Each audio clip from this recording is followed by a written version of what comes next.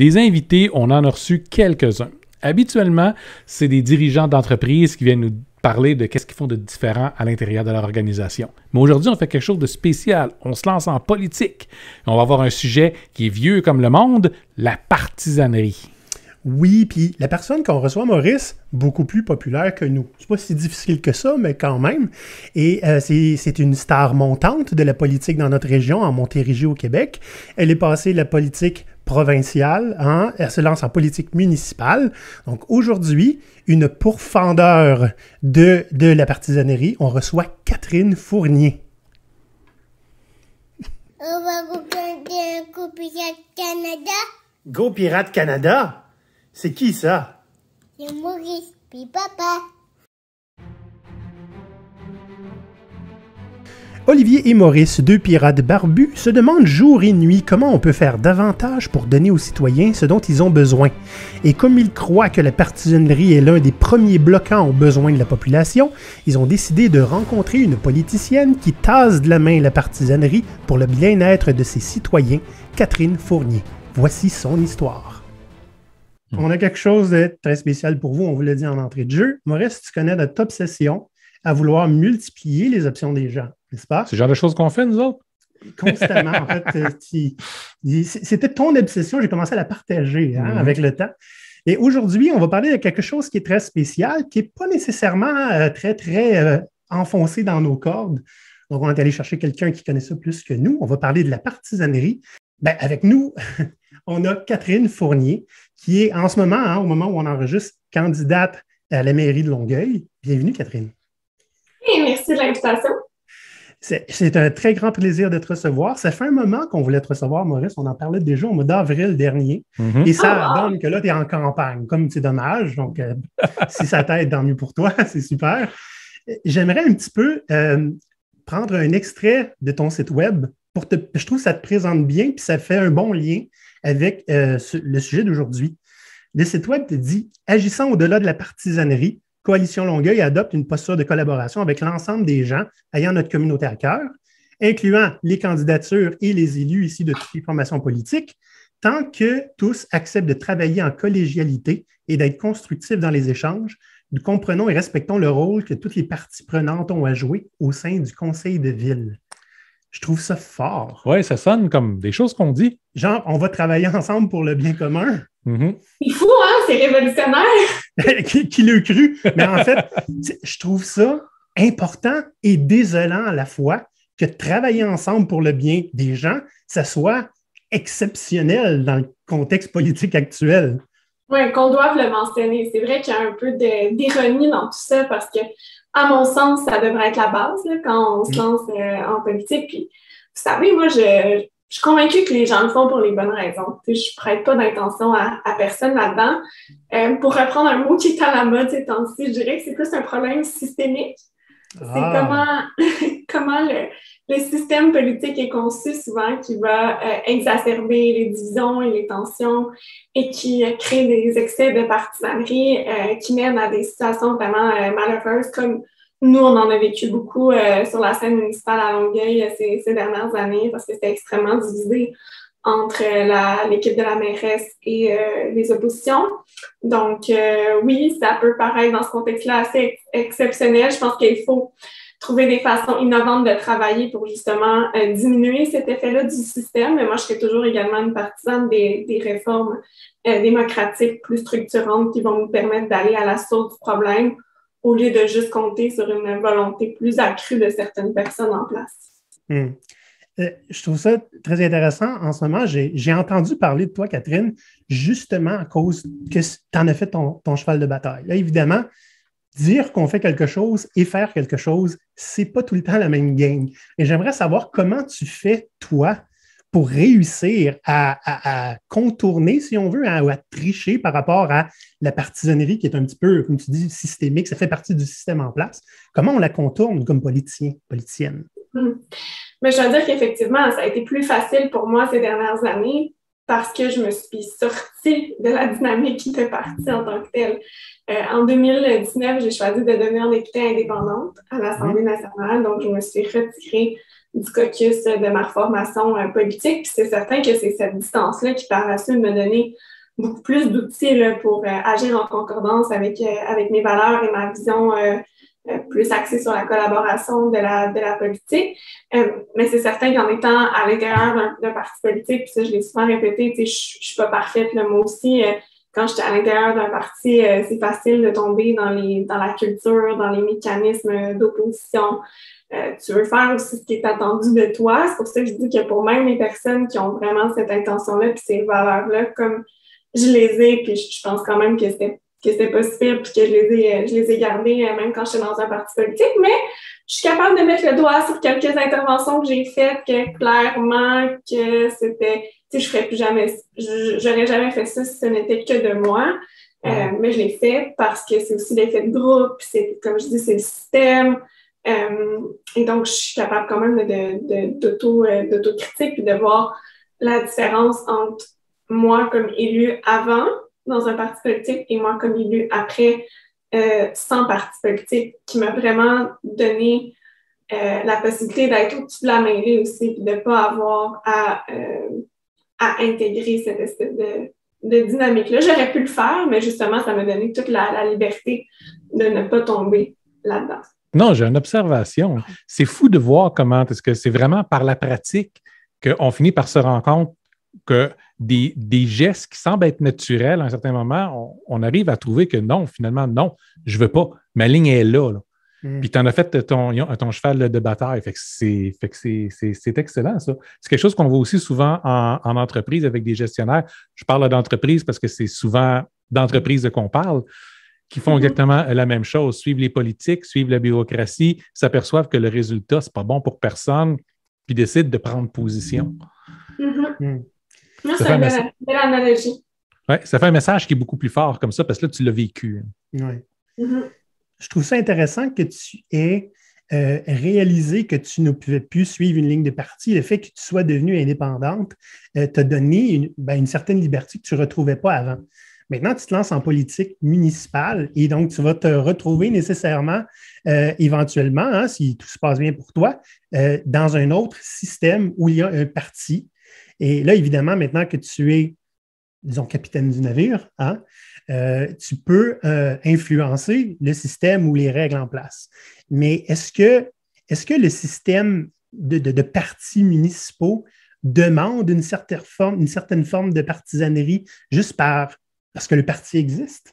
Mais justement, quand je me suis lancée à la mairie de Longueuil puis que j'ai fondé effectivement un parti qui s'appelle Coalition Longueuil, il y a quelques personnes qui m'ont dit « Ah, c'est drôle, tu sais, il me semblait que tu étais bien indépendante, que les partis politiques, tu es très critique de ça. » Puis c'est vrai, sauf qu'en même temps, pour avoir des changements durables sur le système, on ne peut pas juste agir en marge. Il faut s'adapter au système pour mieux le changer. Donc, en ce moment, comment ça fonctionne, le système politique?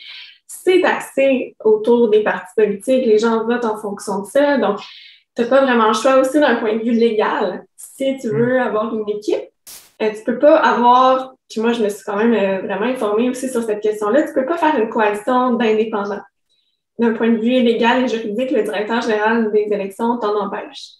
Tu ne pourrais pas utiliser de ligne directrice, par exemple. Donc, légalement, tu n'as pas le choix de former un parti politique. Maintenant, moi, j'utilise rarement le mot parti. Moi, je dis une équipe, je dis c'est une formation politique parce que justement, je veux vraiment qu'on se dégage de cette étiquette-là, parti, où est-ce que justement, on exige cette espèce de dynamique partisane qui va souvent à outrance. Puis effectivement, en utilisant l'outil juridique qui existe actuellement, bien, mon objectif, c'est de montrer qu'on est capable d'être un parti ou une équipe, mais différente de ce qu'on connaît des autres dans le système actuel. Justement, vous l'avez bien nommé tantôt en guise d'introduction, de pas, justement, d'avoir cette flexibilité-là dans notre équipe, de ne pas...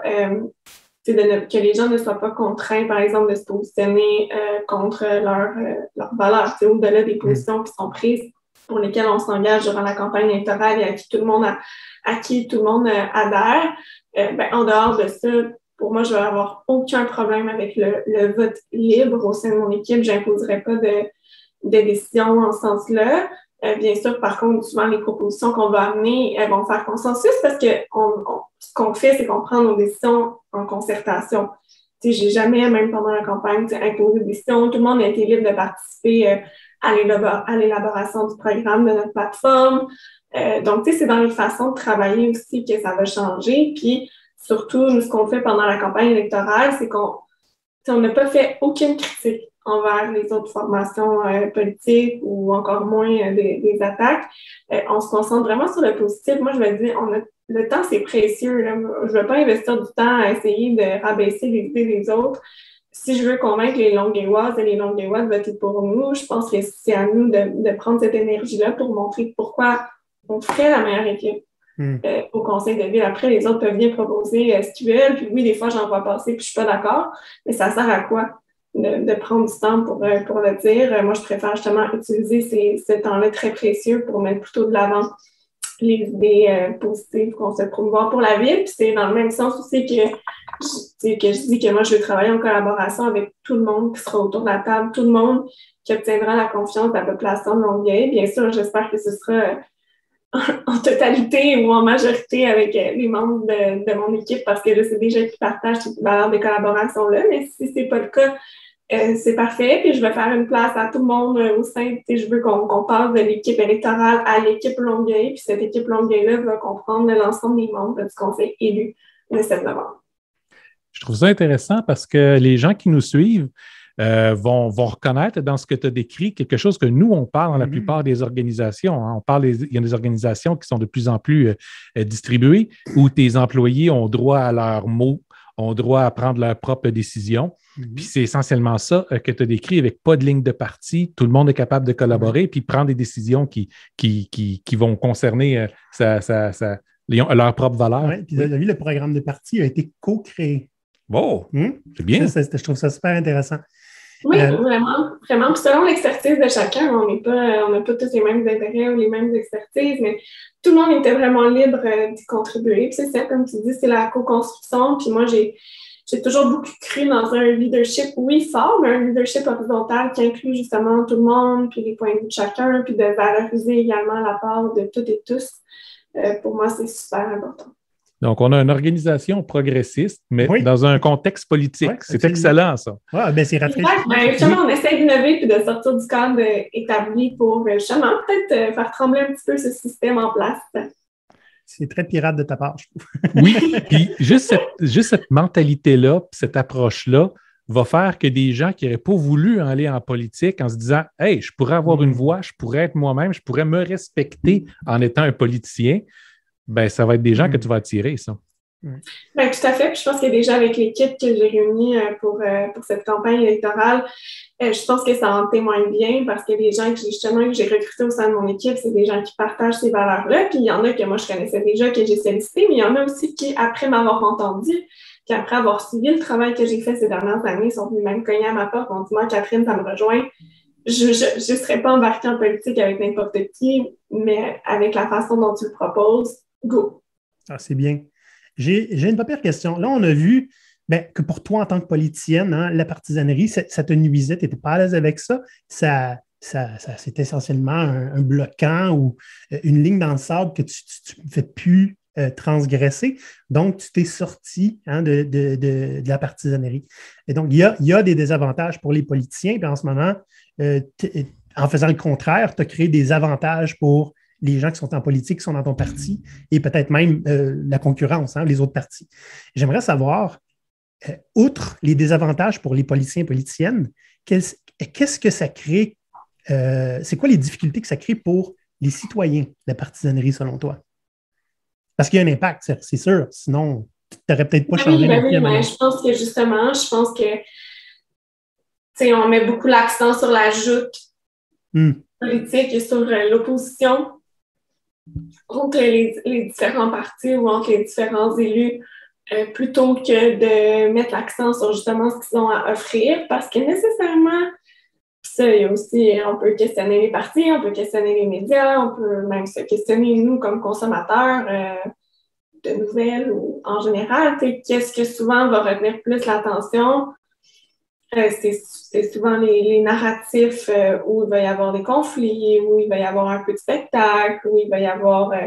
donc, les médias, eux, préfèrent un peu les déclarations choc, préfèrent quand on critique, puis est-ce que c'est la poule ou l'œuf? Moi, je suis convaincue que les citoyens ont un désir d'avoir autre chose. C'est peut-être justement parce qu'ils ne sont pas habitués d'avoir des nouvelles qui sont positées. Je trouve qu'on fait pas mal de prophéties autoréalisatrices dans le monde des médias où on pense, on présume, en fait, que c'est ce que la population réclame. Alors que personnellement, en tout cas, pour avoir fait beaucoup de conférences, notamment dans les écoles, ça revient constamment, là, le fait qu'il y ait plein de gens qui n'écoutent pas l'actualité parce que c'est trop négatif. Ce que je vois également, c'est quand il y a des bonnes nouvelles, c'est abondamment partagé. Donc, moi, je comprends pas trop cette réticence-là là, de la part des médias par rapport à la dynamique un peu plus positive qu'on pourrait mettre de l'avant. Puis, juste pour vous donner un exemple, moi, récemment, j'ai voulu faire une annonce, puis j'ai sollicité les médias pour être présent à cette annonce-là. Et on m'a répondu, si tu veux que des médias d'envergure soient là, il faut que tu aies une cible, il faut que tu critiques quelqu'un, sinon pour nous, ça n'a pas d'intérêt. On se croirait aux États-Unis. Hein? Et quelqu'un avec un poste d'importance dans un média que tu sais. Wow. Puis il me l'a dit textuellement par écrit. Et je l'ai gardé pour mes archives personnelles. Oui, j'espère. Ça explique beaucoup de choses, hein, parce que d'un point de vue d'un électeur, ouais. La partisanerie, c'est essentiellement comment est-ce que les politiciens font pour tirer le couvercle de leur côté en ignorant essentiellement mes besoins, celui d'électeur, parce que ça devient à propos d'eux, puis à propos de moi. Quand la politique, en fin de compte, devrait être à propos des gens qui vous élisent, qui vous mettent en charge, qui vous donnent un mandat pour... Ça devrait être le citoyen qui est au cœur de tout ça, bien sûr. C'est ça. Oui, c'est ça. J'ai une question qui est importante, je pense, spécialement pour les citoyens, peu importe où vous habitez. Mm-hmm. Comment un citoyen normal, régulier, peut contourner ou contrecarrer la partisanerie et ses effets? Parce que, tu sais, en ce moment, disons-le, on est des victimes de la partisanerie, disons, en tant que citoyen. Et nous, le message qu'on envoie aux gens, c'est personne ne va venir vous sauver. Attendez pas que quelqu'un intervienne pour vous avantager. Faites quelque chose. On n'est pas des pirates pour rien. C'est ça.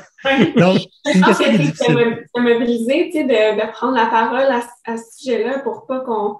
Parce que souvent, moi, ce que j'entends, c'est comme, mais ça marche comme ça, puis, tu sais, c'est même, puis on peut pas remettre vraiment en cause le système, puis, franchement, tu sais, le système a toujours fonctionné comme ça, on va pas se mettre à changer les choses, mais au contraire, tu sais, je pense que ça prend justement des gens qui se disent, non, nous, on réclame une façon de faire différente en politique, tu sais, de justement saluer les avancées qui sont faites dans ce domaine-là, de réclamer à ces élus.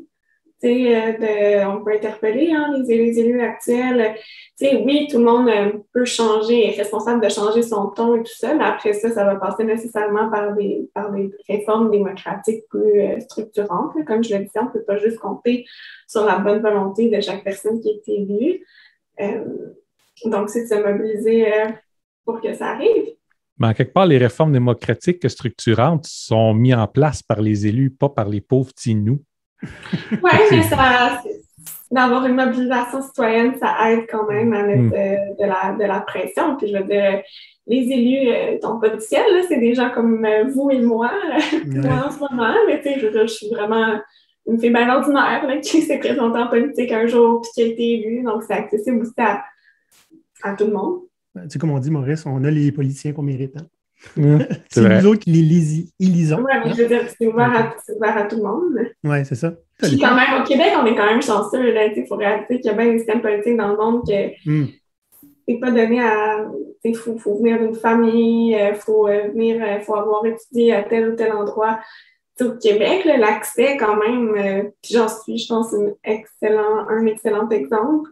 N'importe qui peut avoir accès à nos institutions démocratiques. Tu n'es pas obligé de venir d'une famille qui appartient à une certaine aristocratie ou d'avoir étudié à telle université renommée ou de faire telle chose dans la vie ou d'avoir 50 ans, d'être un homme.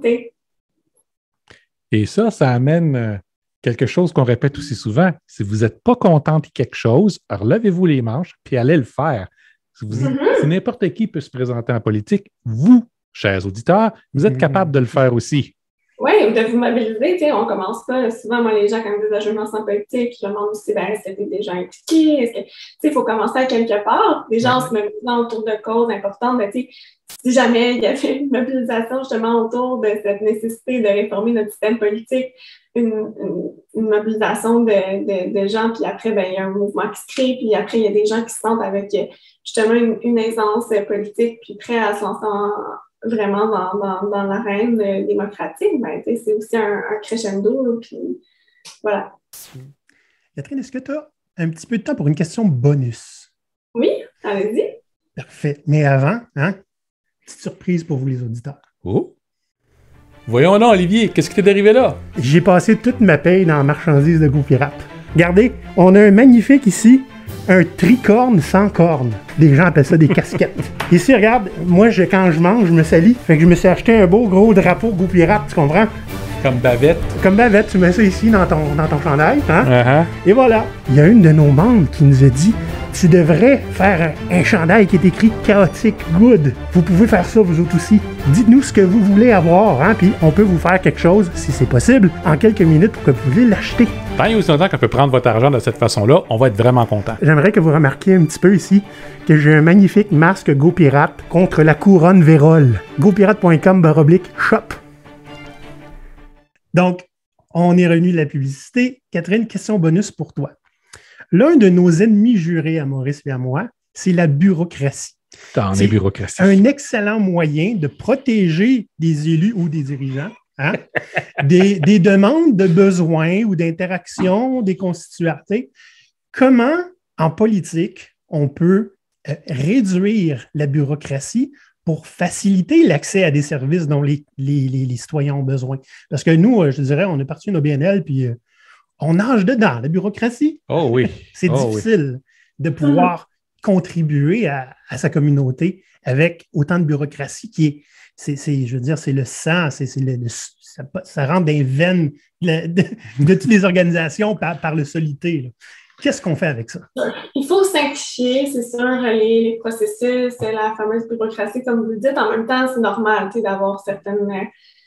C'est comme un équilibre à atteindre. Puis souvent, les gens aussi qui sont à l'intérieur de la machine, ils intègrent un système, ça fonctionne comme ça. Il y a des bons puis il y a des mauvais plis, là, comme partout, comme dans chaque organisation. Mais c'est certain que des fois, quand on rajoute certaines intentions, souvent on ajoute des couches dans l'administration sans penser à faire un petit ménage ou à optimiser, disons, les processus souvent. Fait que je pense que c'est d'avoir constamment cette préoccupation-là en tête. Tantôt, on disait de mettre le citoyen au cœur d'une préoccupation, mais ça vaut également pour la machine administrative, de dire comment est-ce qu'on peut se mettre dans la peau de vous deux, mes chers pirates.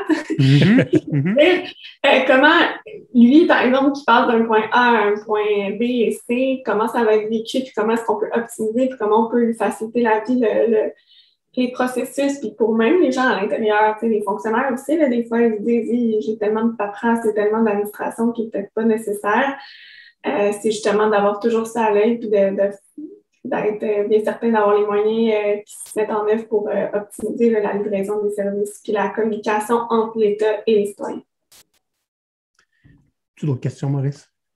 Non, pour moi, c'est bien. Hein.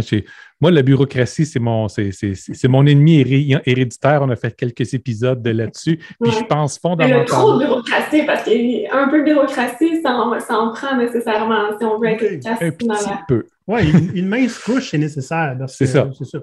Le problème, c'est que à mon avis, c'est le premier organisme vivant non intelligent qui est artificiel qui a été créé parce que la bureaucratie, ça se nourrit elle-même puis ça grossit beaucoup. On le voit. C'est ça que je voulais dire tantôt, vous dites il y a des couches qui s'accumulent, mais justement, des fois, il faut en enlever une coupe. Quand on ajoute des programmes, c'est correct, mais n'oublions pas de nettoyer un peu quelques couches en bas. Là. Puis les programmes, puis les étapes à faire avant de réussir à rejoindre un service, atteindre un service, ou des fois, c'est juste que comme on a prévu quand on a bâti notre bureaucratie, 2-3 types de réponses standards à l'époque où on l'a fait. On est rendu 20 ans après. Il y a 80 types de réponses possibles, sauf les 3 qu'on avait à l'époque. C'est pas assez flexible aussi. La réactivité n'est pas assez là. Puis c'est souvent plus c'est gros, plus, comme dans n'importe quelle organisation, plus c'est un gros bateau, plus difficile à faire bouger. On le voit aujourd'hui avec les problèmes dans le système de santé. Oui. Oui. Oui. Et d'ailleurs, je tiens à dire que si les gens qui nous écoutent ont des questions, ils peuvent toujours m'écrire sur les réseaux sociaux. C'est moi-même qui réponds à mes messages, donc gênez-vous pas. Je confirme. Ouh, c'est bien ça. C'est bien. Ben, Il n'y a pas de bureaucratie entre vous et moi. Non, c'est ça. C'est parfait. Est-ce qu'il y a un sujet que toi, tu aimerais parler? On en a parlé un petit peu avant le début de l'émission, mais est-ce qu'il y a quelque chose, un message que tu voudrais communiquer, quelque chose que tu voudrais dire aux gens qui nous écoutent? Ce que je voudrais dire, c'est de ne pas perdre espoir. Justement, vous l'avez dit, si justement tout le monde qui partage cette vision-là de la politique se meubler, je veux dire, on va réussir à changer les choses. Le système n'est pas intouchable. Oui, c'est pas simple. C'est des enjeux qui sont importants, qui sont gros. Ça ne se fera pas en un claquement de doigts, mais nécessairement, si on ne fait rien, c'est sûr que ça ne changera pas. Mais si on se mobilise, il y a des chances que ça puisse fonctionner. Puis plus on est nombreux, plus il y a des chances que ça marche. Hey, pendant qu'on t'a, finalement, j'en ai une autre question. Toujours bon avec ça. Hein? Qu'est-ce que tu penses de l'action citoyenne? Parce que si on attend après nos élus pour régler l'ensemble de nos problèmes, ça ne se fera pas parce que vous avez essentiellement toute la population à vous occuper avec des budgets limités, avec des lignes directrices pour lesquelles vous avez été élus qui sont un peu restreignantes quand même. Qu'est-ce que tu penses de citoyens qui prennent leurs problèmes en charge, qui trouvent leur propre solution? C'est très bien aussi. Je pense que les élus ont un devoir d'accompagner aussi les citoyens dans justement ce genre d'action-là. Moi, je crois beaucoup à la participation citoyenne, aux instances justement de participation, dans le sens qu'on peut favoriser justement le déploiement de solutions par les citoyens eux-mêmes. Donc oui, c'est sûr, il ne faut pas non plus... on n'est pas des dieux, là, les élus, dans le sens où on ne peut pas régler, tout accomplir. Mais par contre, on est des médiateurs, des facilitateurs. Donc, moi, des fois, il y a des citoyens, par exemple, qui viennent me voir, qui ont des projets. Si je peux les aider, tant mieux, à les concrétiser et à les mettre en œuvre. Mais souvent, il y a plein de belles solutions aussi qui peuvent évidemment émaner de l'intelligence collective. Donc, jamais hésiter à se mobiliser autour de ça également. Tant mieux, parce que s'il en tient juste de nous autres, tu risques d'en voir arriver quelques-uns. Hein, on est des forts promoteurs de l'économie de prospérité collective où essentiellement, on montre aux gens comment régler leurs propres problèmes puis comment financer ces règlements de problèmes-là. Puis tout ce que ça prend souvent, c'est d'avoir le support des élus pour faciliter des détails comme des permis puis ce genre de choses-là. Donc, mais avec des projets déjà quand même montés. Là. Donc, tu risques d'en voir arriver durant ton mandat. Super intéressant. Puis, on va te taguer. Je le redis à tout le monde, mais ne jamais hésiter à me contacter, ça va me faire plaisir. Parfait. Je vous remercie beaucoup pour l'invitation encore une fois. Ça fait vraiment plaisir. Merci beaucoup pour ton temps. C'est très, très généreux. Puis, écoute, on va te souhaiter bonne chance dans ta campagne.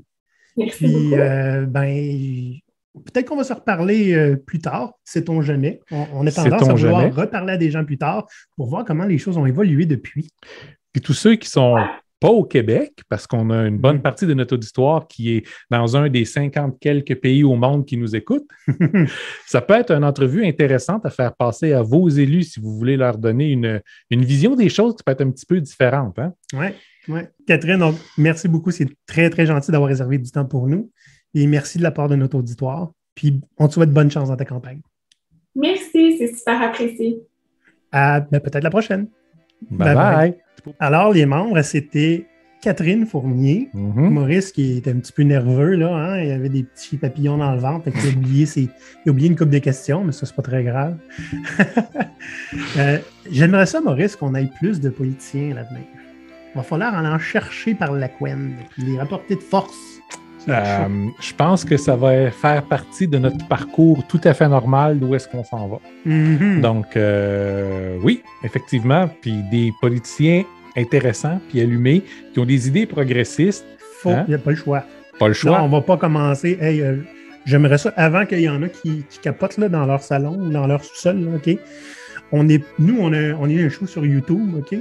on n'est pas géré par le CRTC. Fait que ceux qui commencent à dire « Ouais, là, il faut que tu donnes une voix à toutes les autres là, qui sont en campagne électorale. » On a une voix avec ce qu'on veut. C'est ça. On est des pirates, on fait ce qu'on veut. Si vous avez des idées de politiciens qu'on pourrait interviewer... Du monde intéressant. Ouais. On va aller creuser, voir à quel point sont différents des autres, parce qu'on n'aime pas ça, nous, entendre tout le temps les mêmes idées. Mais venez nous parler, venez nous donner des noms. Faites-nous des mises en contact par LinkedIn, Facebook, ce que vous voulez, par courriel. Puis, comme d'habitude, si vous avez aimé l'entrevue, faites un like sur YouTube et allez vous abonner à notre chaîne. Et on vous souhaite une bonne semaine. On se voit la semaine prochaine. À la bordade! À l'abordage!